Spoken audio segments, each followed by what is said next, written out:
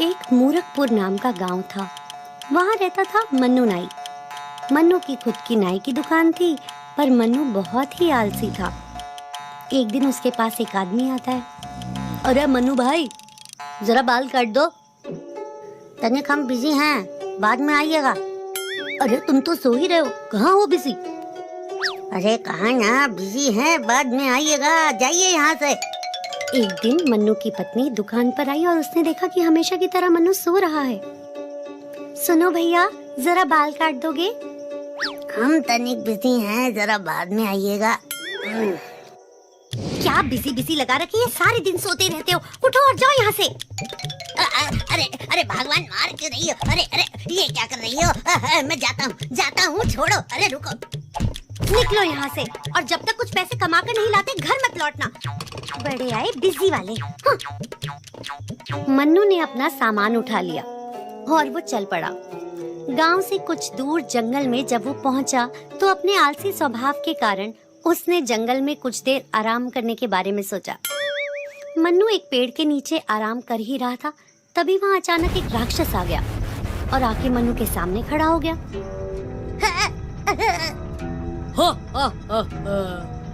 बहुत दिनों के बाद कोई इंसान हाथ आया है। आज मैं भरपेट खाना खाऊंगा। ये तो मुझे मार ही देगा।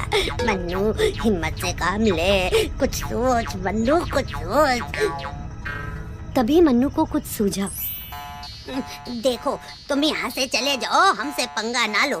तुम जानते नहीं हम कौन हूँ। तुम एक इंसान हो और मैं तुम्हें खाने वाला हूँ।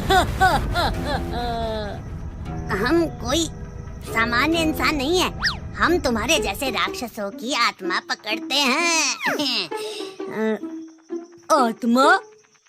अभी तक हमने 99 राक्षसों की आत्मा पकड़ी है और अब तुम्हारी पकड़ के पूरे हो जाएंगे 100। यह कैसे मुमकिन है? अभी दिखाता हूँ। अक्कड़ बक्कड़ बम्बे वो, राक्षस की आत्मा वश में हो। अक्कड़ बक्कड़ बम्बे वो, राक्षस की आत्मा वश में हो। ऐसा बोल मन्नू अपनी थैली से अपना आईना बाहर निकालता है और राक्षस को दिखाता है।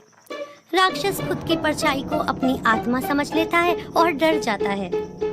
मुझे माफ कर दो, मुझे माफ कर दो, मैं चला जाऊंगा, कृपया करके मेरी आत्मा मुझको लौटा दो। मैंने तो पहले ही कहा था। बताओ अब कौन हुआ ताकतवर?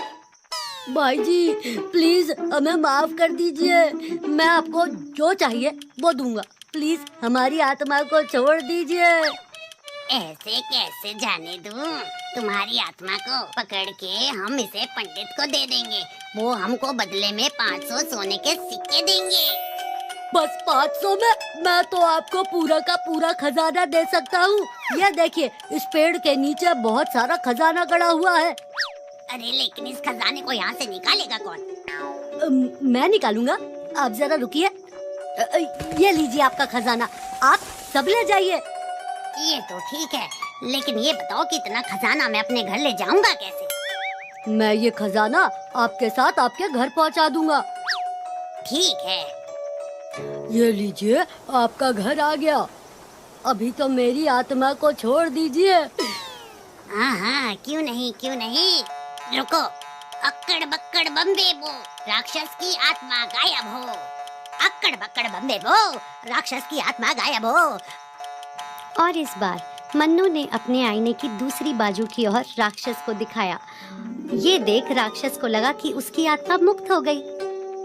शुक्रिया जी, आपका बहुत बहुत शुक्रिया। आगे से मैं कभी भी किसी इंसान को नहीं पकड़ूंगा। हाँ, नहीं तो याद रखना, मैं तुम्हारी आत्मा को फिर से पकड़ लूंगा। और ऐसा कहते ही राक्षस दुम दबा के वहाँ से उड़न छू हो गया। तो बच्चों, इस कहानी से हमें क्या सीख मिली? यही कि हमें बिल्कुल आलसी नहीं होना चाहिए और मुश्किल समय में समझदारी से काम लेना चाहिए।